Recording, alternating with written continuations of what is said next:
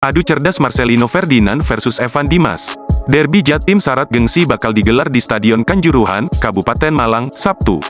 Arema FC sebagai tuan rumah akan menjamu Persebaya Surabaya dalam pekan 11 BRI Liga 1. Kedua tim ini sedang dalam kondisi yang berbeda.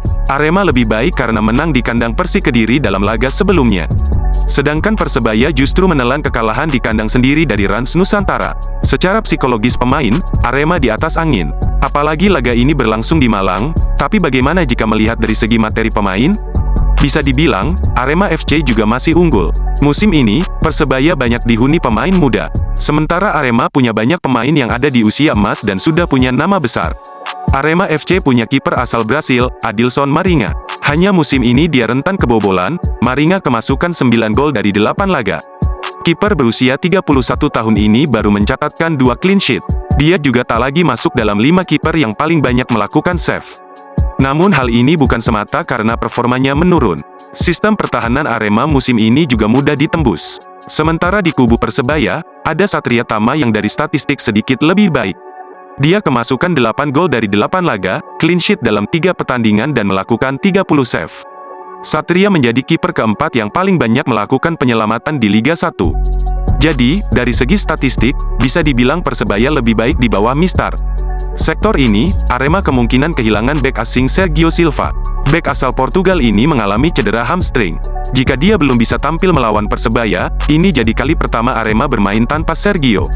Tapi, Singo Edan masih punya Hasim Kipu yang sudah jadi starter dalam 2 laga sebelumnya. Kabar bagusnya, Bagas Adi sudah bisa tampil setelah kembali dari cedera. Begitu juga dengan kapten tim Ahmad Alfarizi. Sedangkan bek kanan masih ada Rizky Dwi, jadi, ujiannya hanya jika Sergio benar-benar absen. Sedangkan Persebaya, Rizky Ridho dan Koko Ari bisa tampil karena sudah kembali dari Timnas Indonesia. Selain itu, bek asing Leo Lelis kabarnya sudah kembali dari cedera. Sementara, bek kiri Altabalah juga dalam kondisi fit. Artinya, Persebaya bisa tampil dengan komposisi terbaik di lini belakang. Jika melihat statistik lini belakang kedua tim, mereka sama-sama sudah kemasukan 12 gol. Di sektor ini, Arema punya pemain sekelas Evan Dimas, Gian Zola, Arhan Fikri, Renzi Yamaguchi dan Jayus Haryono. Mereka bisa membuat lini tengah Arema kokoh dan banyak melakukan ball possession.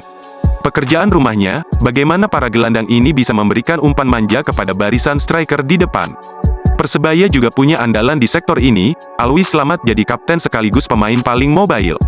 Sementara untuk pengatur serangan, ada Marcelino Ferdinand. Pemain Timnas Indonesia ini juga jadi ancaman gawang Arema. Musim lalu, dia mencetak gol indah ke gawang Adilson Maringa, lewat tendangan keras jarak jauh. Tak hanya itu, Persebaya punya gelandang asing, Igor Vidal yang kabarnya sudah pulih dari cedera. Yang menarik di lini ini mempertemukan 2 gelandang terbaik Indonesia dari generasi berbeda. Antara Evan Dimas dengan Marcelino. Mereka jadi otak permainan masing-masing tim. Arema musim ini tidak bergantung pada satu pemain saja di lini depan. Ada 3 pemain depan yang sudah mencetak 2 gol, yakni Abel Camara, Dedik Setiawan dan Ilham Udin Armayan. Artinya, para pemain ini bisa jadi ancaman gawang Persebaya. Apalagi mereka dalam kondisi fit.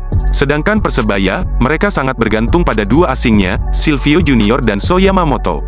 2 pemain ini masing-masing mengoleksi 3 gol. Musim ini produktivitas Persebaya belum terlalu bagus. Mereka baru mencetak 8 gol dari 10 pertandingan, jadi, lini depan Arema bisa lebih berbahaya.